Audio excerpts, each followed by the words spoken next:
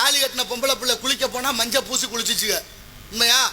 முகத்துல மஞ்சள், தாலி கயித்துல மஞ்சள், அப்படி மஞ்சள் பூசி குளிச்சுட்டு வந்து இரவு கணவனோட தூங்கும் போது அந்த மஞ்சள் முகத்துக்கு நேர அந்த மனம் பரவும். அந்த மஞ்சளை நுகர நுகர நுகர நோய் இல்லாமல் வாழ்ந்தார்கள். புற்றுநோயினுடைய தாக்கத்தை குறைச்சிச்சு மஞ்சள்.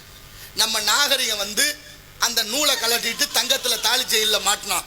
அது அத்தனையும் எவ்வளவு பெரிய ஆபத்துல கொண்டே விட்டுருக்கு. மஞ்சள் பூசி குளிக்கிறதே இல்லை இப்ப பிள்ளைங்க. தெரியுமா உங்களுக்கு? யார் சொல்லுவா? ஒரு பக்கம் மார்பகல்ல 100% பெண்களுக்கு புற்றுநோய். எதனால? மஞ்சள் மாநகரம் ஈரோடு. மஞ்சள் மாநகரம் ஈரோட்டில் தான் புற்றுநோய்க்கு முதலிடம் தமிழ்நாடு அரசு அறிவிக்குது. எங்க வயசுல எதனால, ஏன், எப்படி வந்துச்சு, என்ன காரணம், துரித உணவுகள் வந்து ஏன் இப்படி பெருகுச்சு, எதை சாப்பிட்றேன், ஏன் சாப்பிட்றேன், என்ன நடக்குது, இயற்கையிலேருந்து ஏன் மனிதன் விலகினான், ஊருக்கு குளத்துக்கு குளம் குளிச்சோம், குளத்துக்கு குளம் தண்ணி கிடந்துச்சு, கம்மாயில் இருந்துச்சு, ஆற்றுல இருந்துச்சு, எல்லாம் இருந்துச்சு. இன்னைக்கு ஏன் எல்லாம் தூந்து போச்சு? ஏன்னா குடிச்சிட்டு கண்ட இடத்துல போடுறோம், கண்ட காகிதத்தை கண்ட இடத்துல போடுறோம். நெகிழ்த்தால் ஒரு யானை அந்த பேப்பரை அந்த காகிதத்தை தின்னுட்டு செத்து போச்சு பல விலங்குகள். தயவு செய்து சுற்றுலா போனாலும் சரி, வீடுகளில் இருந்தாலும் சரி, பிள்ளைகளுக்கு நாகரிகத்தையும் பண்பாடையும் ஒழுக்கத்தையும் கற்றுக் கொடுங்கள். கண்ட இடத்துல கண்டதையும் போடாம நம்ம ஊர் சுத்தமா இருந்தா நம்ம நாடு சுத்தமாகும். ஊருக்குள்ள ஒரு வீடு சுத்தமா இருந்தா ஊரும் சுத்தமாகும் என்பதை சொல்லிக் கொடுத்து வளர்க்கணும். அப்படி பண்பாடு உடைய நம்ம மக்கள் இப்படி மாறியது எங்க போய் சொல்ல. நீங்க நம்ம விஸ்வநாதாசன் ஒருத்தர் இருந்தார், நாத நடிகர். அவர் முருகனா நடிக்கிறவர். வெள்ளக்காரனை எழுத்து பாடுறாரு. ஊரான் தோட்டத்தில் ஒருத்தன் போட்டான் வெள்ளரிக்கா, காசுக்கு 2 விற்க சொல்லி காகிதம் போட்டானா வெள்ளக்காரன்னு பாடுறாரு. வெள்ளக்கார அரசாங்கம் காவல்துறை கைது பண்ண வந்துருச்சு மேடைக்கு. யார் அங்கே? விஸ்வநாதாஸ். என்ன விஷயம்? கைது பண்ணணும். எதுக்கு?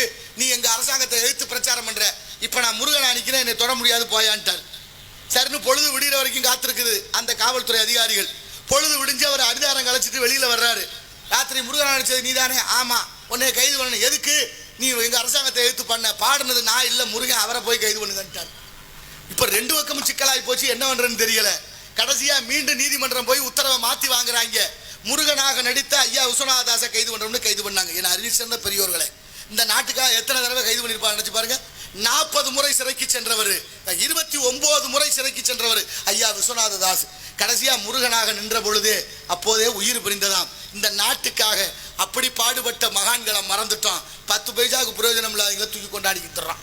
இங்க கொண்டாடி பிரயோஜனம் இல்லை. கொடி பிடிச்சி கோஷம் போட்டு கோவணம் இல்லாம போயிட்டான். அவன் கோட்டையில ஏறி நம்மளை திரும்பி பார்க்காம போயிட்டாங்க. நம்ம கண்ணத்துக்கு பெரிய இடத்து பொல்லாப்பு. அடுத்து ஒருத்தர் திருச்சி காதர் பாட்சா ஐயா, ஹார்மோனிய கலையரசி, திருச்சி உறையூர்ல பிறந்தவர். அவர் என்ன பண்றாரு? அவர் மேல ஒரு கொலை வழக்கு. அந்த கொலை வழக்குல குற்றவாளின்னு நீதி தீர்ப்பு சொல்லி தூக்கு தண்டனை நிரூபிச்சாச்சு. தூக்கு மேடைக்கு வந்தவர் என்ன?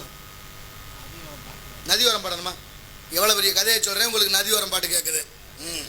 நான் வேலை மெனக்கட்டு இந்த வரலாறு எல்லாம் படிச்சு இந்த மக்களுக்கு விதைச்சிருவோம். பாட்டு தான் எல்லாரும் பாடுறாங்களே, இந்த அறியாத மக்களுக்கு ஏதாவது சொல்லிட மாட்டோமா? இந்த மக்கள் கொஞ்சம் புரிஞ்சுக்கிற மாட்டாங்களான்னு கவலைப்படுறேன். அண்ணன் நம்ம ரசிகர் தான் அவரு. தெரியும். இருந்தாலும் எப்ப கேட்கணும்னு இருக்குல்ல, அதுக்கு சொல்ற கதையை கவனிக்கணும். நீங்க உங்களுக்காகத்தான் சொல்றேன். என்னிலும் இளைய தம்பிமார்கள், நாளைக்கே எனக்கு மரணம் வரலாம், நான் இல்லாமல் கூட போகலாம். நான் விதைத்த விதை ஒரு நாளும் உறங்காது என்பதை உணர்ந்து கொள்ளுங்கள். நல்ல சரித்திர சான்று. ஐயா காதர் பாட்சாவுக்கு கொலை வழக்கு தீர்ப்பு சொல்லியாச்சு. தூக்கு மேடைக்கு கூட்டியாந்தாச்சு. தூக்கு மேடையில கடைசி ஆசை என்னன்னு கேட்கறாங்க. கடைசி ஆசையை கேட்ட உடனே அவர் சொல்றாரு, எனக்கு என்னையும் ஆசை இருக்கு, என் நாட்டையும் என் மக்களையும் என் மண்ணையும் தவிர என்னுடைய ஹார்மோனிய பொட்டியை கொடுங்க, கொஞ்ச நேரம் வாசிச்சுட்டு வர்றேன்னாரு. கொடுத்தாக ஹார்மோனிய பொட்டியை. அந்த மேடையில வாசிக்கிறாரு. மேடையில வாசிக்கும் போது என்ன பாட்டு பாடினாரு?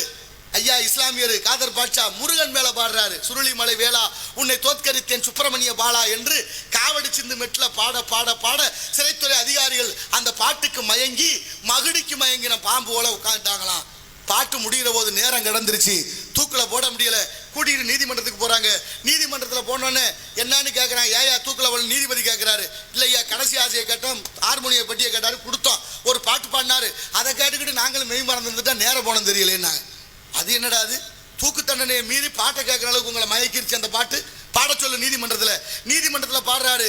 நீதிபதி வெள்ளைக்கார ஆங்கிலேயர், கிறிஸ்தவர், பாடினவர் இஸ்லாமியர். பாட்டு நம்ம இந்து மத பாட்டு, முருகன் பாட்டு. பாட்டை கேட்டு கண்ணீர் விட்டு அழுதி தீர்ப்பு எழுதுகிறார். ஐயா எப்படி எழுதுறாரு?